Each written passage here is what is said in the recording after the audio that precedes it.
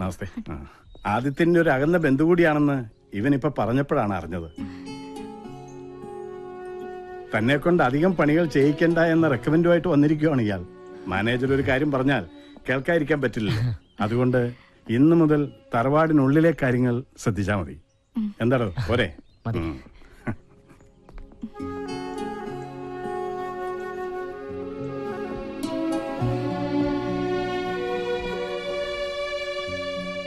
മോനെ ആദി, അപ്പന് പറയാനുള്ളത് പറഞ്ഞു. എടാ, എനിക്ക് അവളായിട്ട് യാതൊരു വിധ ഇതില്ലാന്ന്. അപ്പൊ ആനനിച്ചന്റെ പാത്രത്തിൽ 8 മുട്ട എങ്ങനെ വന്നു? മുട്ട നിന്റെ തന്തടാ. പറ്റി പറയുമ്പോ അപ്പനെന്തിനാ ഇവന്റെ അടുത്ത് ചൂടാവണേ? വർമ്മ സാർ പറഞ്ഞപ്പോഴാണ് ഞാൻ ഞെട്ടിപ്പോയത്. എടാ ആദി, വർമ്മ സാറിന് ഒരു സംശയം തോന്നിയതാവാം. നീ അപ്പം പറഞ്ഞ് വിശ്വസിക്കാൻ. മുട്ട എങ്ങനെ വന്നേ? എന്റെ അമ്മേ. മോനെ, ലക്ഷ്മി എന്നെ വല്ലാതെ തെറ്റിദ്ധരിച്ചിരിക്കുക. തെറ്റിദ്ധരിച്ചല്ലോ, മുട്ട സഹിതമല്ലേ പിടിച്ചത്. 2 3 ആണോ? 8 മുട്ട. മോനെ, നീ അമ്മയൊന്ന് കാര്യം പറഞ്ഞ് മനസ്സിലാക്കുക. അപ്പന്റെ പ്രേമം അമ്മയെ പറഞ്ഞ് മനസ്സിലാക്കാൻ സ്വന്തം മകനെ ഏർപ്പാടാക്കുന്ന ഇത്രയ്ക്കും വൃത്തികെട്ട ഒരു അപ്പൻ ലോകത്തെങ്ങും കാണില്ല. ഇത്രയും പ്രായപൂർത്തിയായ ഒരു അപ്പന് പറ്റിയ പണിയാണോ ഇതൊക്കെ? മോനെ ആദി, നീ എന്നെ ആദി പിടിപ്പിക്കരുത്. എല്ലാം പോട്ടെ, സ്നേഹിച്ച പുരുഷന്റെ കൂടെ സ്വന്തം കുടുംബം വരെ ഉപേക്ഷിച്ച് ഇറങ്ങി തിരിച്ച് എന്റെ അമ്മ ഇതെങ്ങനെ സഹിക്കും? എന്റെ പേടി അതല്ല. വീട്ടിൽ കാശ് കിട്ടാനുള്ളവർ വരുമ്പോ ലക്ഷ്മി അമ്മ പറയുമായിരുന്നു മരിച്ചു കളയുന്നു. ഇപ്പൊ ഇതും കൂടെ അറിയുമ്പോ ലക്ഷ്മി അമ്മ വല്ല അവിവേകവും. അയ്യോ മോനെ ആദി, പീതാംബര, നീ അവളൊന്ന് പറഞ്ഞ് മനസ്സിലാക്ക്. നിനക്ക് ലക്ഷ്മിയുടെ അടുത്തേക്ക് പോവാലോ. എനിക്ക് ലക്ഷ്മിയമ്മ അടുത്തേക്ക് പോവാം.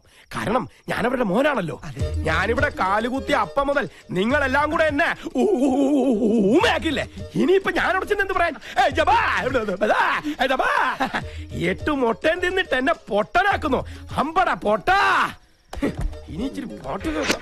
നിങ്ങൾ ഇതുവരെ കേട്ടത് കോഴിമുട്ടയുടെ പോഷക ഗുണങ്ങളെ കുറിച്ചുള്ള പ്രത്യേക പരിപാടിയാണ്. ഇനി കോഴിമുട്ട കൊണ്ടുള്ള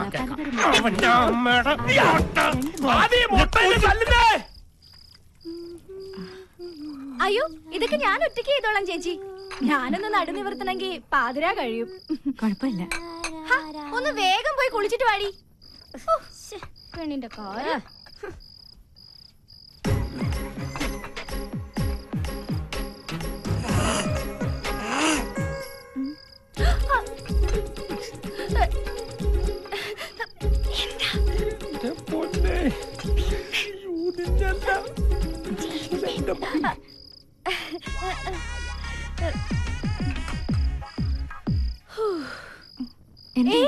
എന്തോരം ജോലിയാ ചേച്ചി. ബാത്റൂമിന്റെ അടുത്തോടെ ആരും ഓടി പോകുന്നുണ്ടോ? അവിടെ നിന്ന് ആരും ഉണ്ടാവില്ല. ഇവക്ക് വെറുതെ തോന്നിയതായിരിക്കും. പേടിപ്പെണ്ണ്. നടക്കങ്ങോട്ട് ചേച്ചി. അത് കഴിഞ്ഞാ കിടന്നോളൂട്ടോ. നടക്ക് നടക്കാൻ പറയട്ടെ.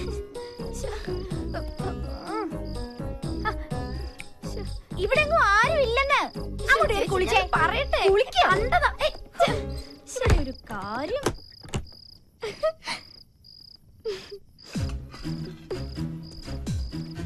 ലക്ഷ്മി, ലക്ഷ്മി, ലക്ഷ്മി, ഇവിടെ.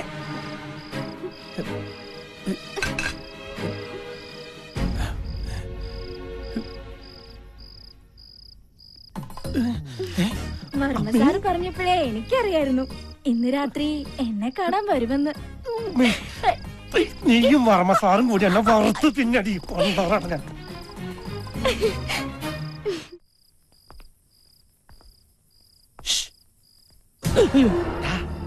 അപ്പനാ? അപ്പനെന്താ ഇരുട്ടത്ത്? എന്തിയെ പേടിച്ചോ? ഇതല്ലാതെ അപ്പനിങ്ങനെ ഇരുട്ടത്ത് ഒന്ന് പല്ലടിച്ച് കാണിച്ചു കഴിഞ്ഞാ പിന്നെ ഇരുട്ട് വരെ പേടിച്ചു പോകൂലേ? ആദ്യേ അമ്മേനെ കാണാൻ അപ്പൻ അടുക്കള വഴിക്ക് ഒരു ശ്രമം നടത്തിയിടാ. എന്നെ തിരിഞ്ഞു പോലും നോക്കില്ല അവള്. മറ്റവള് നോക്കിയിട്ടുണ്ടാവുമല്ലോ. എന്റെ മോനെ. ഓരോന്ന് വരുത്തി വെച്ചിട്ട് നിന്ന് മൂങ്ങുന്ന കണ്ടില്ലേ? അതെ, അവിടെ തന്നെ നിന്നോ. ഞാൻ അമ്മയെ ഒന്ന് ചാക്കിട്ട് നോക്കാം. പിന്നെ ഈ ഇരുട്ടില് ചിരിക്കാതെ നിന്നോളണം. ഇതിലിരുട്ടേതാ അപ്പനേതാ? അത്രയ്ക്ക് കറുപ്പാണല്ലോ അപ്പന്. കറുപ്പ് നിന്റെ അപ്പനാടാ. ഇരുട്ടത്തപ്പ നീയൊക്കെ ഇരുട്ടി തപ്പൂടാ. അപ്പം വല്ല മോനായിരുന്നെങ്കിൽ 2 അടിയെങ്കിലും കൊടുക്കായിരുന്നു. ഇപ്പൊ അതും പറ്റില്ല.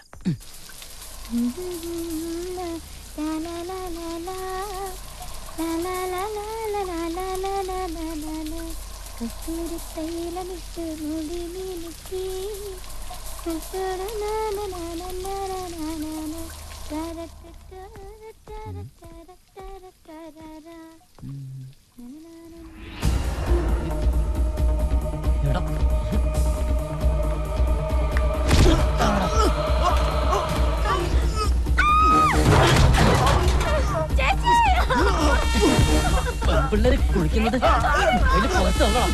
ഇന്നത്തോടെ നിർത്തി തരണം നിന്റെ മൊബൈൽ ഗെയിം.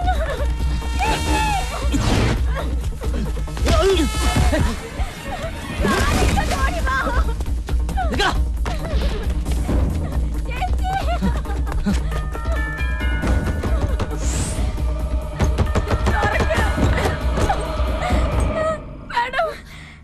കുളിക്കുമ്പോ ഞാൻ അറിയാത്ത മൊബൈൽ ഫോണിലെ ക്യാമറയിൽ എന്നെ വിട. ഞാൻ ഒന്ന് പറയട്ടെ. ഹേയ്, എന്നെ വിട.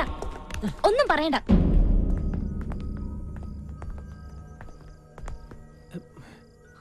എല്ലാരും ഉറങ്ങാൻ കിടന്നപ്പോ നീ ആരെ കാണാൻ അങ്ങോട്ട് പോയത്? അത് പിന്നെ മോളെ,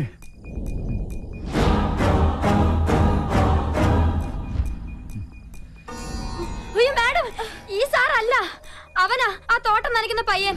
ഈ സാർ വന്ന് പിടിച്ചപ്പോഴാ ഞാൻ പോലും കാര്യം അറിയുന്നത്.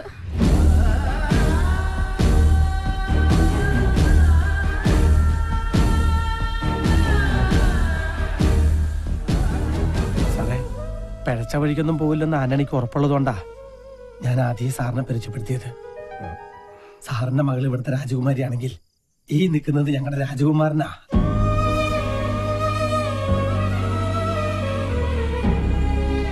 ആദി, എന്റെ മോള്. സാറത് കാര്യമാക്കണ്ട. സ്വന്തം നാട്ടുകാരന് തല്ല് കിട്ടിയപ്പോ ഇദ്ദേഹത്തിന് വേദനിച്ചിട്ടുണ്ടാവും. കുഞ്ഞുനാളിൽ ഒരുപാട് എടുത്തോണ്ട് നടന്നിട്ടുള്ളതാണേ. ആ സ്നേഹവും വാത്സല്യം കൊണ്ട് പറഞ്ഞതായിരിക്കും. പാവം. ആദി, അന്യ പറഞ്ഞതിൽ ഒരു തെറ്റുമില്ല. തെറ്റുകാരി എന്റെ മോളാണ്. മോളെ, ഇന്ന് വരെ ഈ തറവാട്ടിൽ ഒരു പെണ്ണും ആണിനെ അടിച്ചിട്ടില്ല.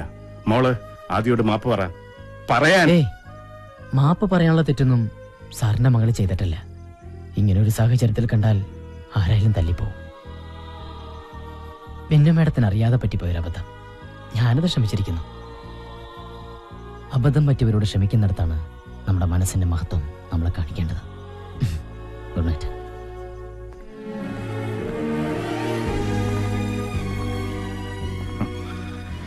ഇതുപോലൊരു മകന് ജന്മം നൽകിയ അച്ഛനും അമ്മയും സുഹൃതം ചെയ്തവരാണ്.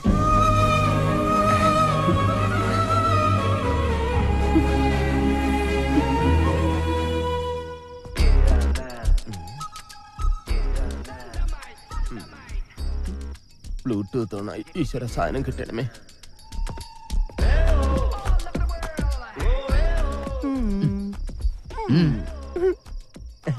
അതെ, ഞാൻ ബ്ലൂടൂത്ത് ഓണാക്കി. അതെന്റെ ഫോണിലേക്ക് അയച്ചാ എന്ത് ഒന്നും അറിഞ്ഞുകൂടാത്തോല. ആ കുളിസി അത് കഷ്ടപ്പെട്ട് പിടിച്ച പാവ നിർമ്മാതാവ് ജീവനും കൊണ്ട് എങ്ങോട്ടോ ഓടി രക്ഷപ്പെട്ടു. ഇപ്പൊ ഒരു അടി വാങ്ങിയിട്ടാണെങ്കിലും അതിന്റെ വിതരണാവകാശം ആദിത്യവർമ്മയ്ക്കാണല്ലോ. ഇനി അതിന്റെ സാറ്റലൈറ്റ് അവകാശം എനിക്ക് തന്നോളൂ. നീ പോ. അല്ലെങ്കിൽ വേണ്ട, എന്റെ ഈ ഹോം തിയേറ്ററിൽ ഒന്ന് റിലീസ് ചെയ്തൂടെ? ഒന്ന് പോടാ. ഞാനൊരു മൊബൈൽ തിയേറ്റർ ഉടമയാണ് കേട്ടാ. വേണ്ട, ഒരു കുളിസി നിന്റെ കയ്യിലുണ്ടെന്ന് കരുതി ഇങ്ങനെ അഹങ്കരിക്കരുത്. വർഷങ്ങളായി ഷക്കീല പടം കളിച്ചുകൊണ്ടിരിക്കുന്ന ഒരു മൊബൈൽ തിയേറ്ററാണിത്. തിയേറ്റർ ഉടമയോട് കളിച്ചാലേ വിതരണക്കാരൻ വിവരമറിയും. വിവരം നിന്നെ പോവല്ല പറഞ്ഞ മനുഷ്യനോട് നിൽക്കുമ്പോ ഞാൻ അവസാനമായിട്ട് യാചിക്കുകയാണ്. ആ കുളിസി ഇതിലോട്ട് അയച്ചാടേ. എന്ത് തരൂല്ലേ? നീ തരണ്ടാ. നീ ഒറ്റയ്ക്ക് കണ്ട് മൃതിയടയടാ. ഇത് കിട്ടാത്തവന്റെ വിഷമം നിനക്കൊന്നും അറിയില്ലടാ. ഞാൻ ഇന്നെങ്ങനെ ഉറങ്ങുമെന്തോ. നിനക്കറിയോ, വിനാശകാലത്ത് ഏത് നല്ല തറവാട്ടിലും ഇതുപോലുള്ള അസുരവിത്തുക്കൾ വന്ന് ജനിക്കും. ശരിയാ. അതുകൊണ്ടാ ഞാൻ എന്റെ മോനെ കൊണ്ട് അവളെ കല്യാണം കഴിപ്പിക്കാത്തത്. കാണാനൊക്കെ സുന്ദരിയാ, പക്ഷേ മനസ്സ് രാക്ഷസിയുടെ. ഏട്ടത്തി പറയുന്നത് ശരിയാ. അവള് രാക്ഷസി തന്നെയാ, നിധി കാക്കുന്ന രാക്ഷസി. അവളെ വേണേ നമുക്ക് ഉപേക്ഷിക്കാം, പക്ഷെ ആ നിധിയുടെ കാര്യം ആലോചിക്കുമ്പോഴാ. അതുകൊണ്ട് മാത്രമാ ഞാൻ എന്റെ മോനെ കൊണ്ട് കല്യാണം കഴിപ്പിക്കാൻ നോക്കുന്നേ. എന്റെ ഭഗവാനെ, ഇതൊന്നും കാണാൻ ഇടവരുത്താതെ നീ നാത്തൂനെ നേരത്തെ വിളിച്ചത് എത്ര നന്നായി.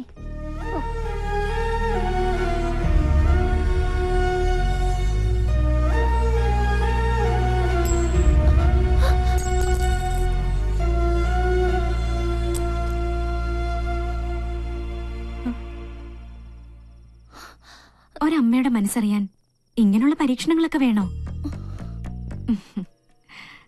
ദാ വെച്ചോ. മോളുടെ അമ്മയ്ക്ക് മോളെ മനസ്സിലാവും. അമ്മമാർക്കേ മക്കളുടെ മനസ്സ് തിരിച്ചറിയാൻ പറ്റൂ. ആർക്കും ആരെയും ഒറ്റപ്പെടുത്താനും കുറ്റപ്പെടുത്താനും എളുപ്പ, കൂടെ നിൽക്കാനാ പ്രയാസം.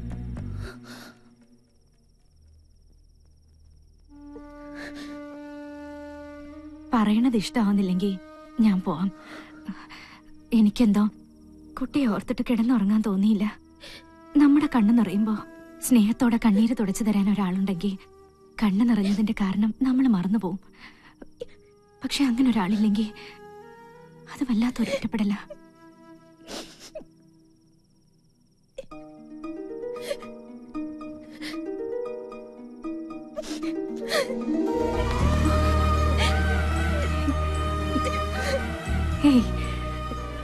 ഇത്രയേ ഉള്ളൂ ഇവിടുത്തെ കൊച്ചു തമ്പുരാട്ടിയുടെ പക്വത.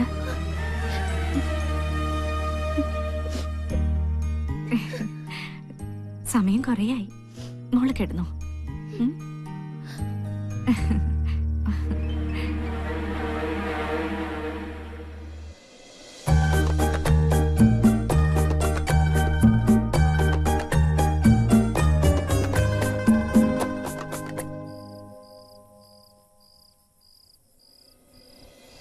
നീ ടെൻഷൻ അടിപ്പിയത് കാര്യം പറ. അപ്പം ധൈര്യമായിട്ട് ടെൻഷൻ അടിച്ചോ. ടെക്നോളജിയുടെ ഒരു പോക്കേ. എന്റെ കാര്യവും പോക്ക.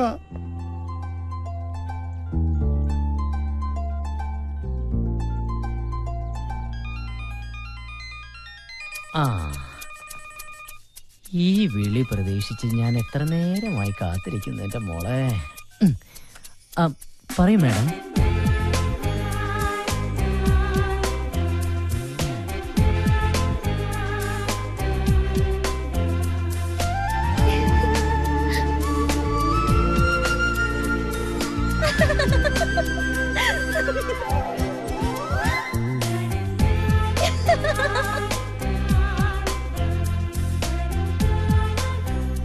ചൂണ്ടയിൽ കൊത്തുമീനെ അങ്ങോട്ട്.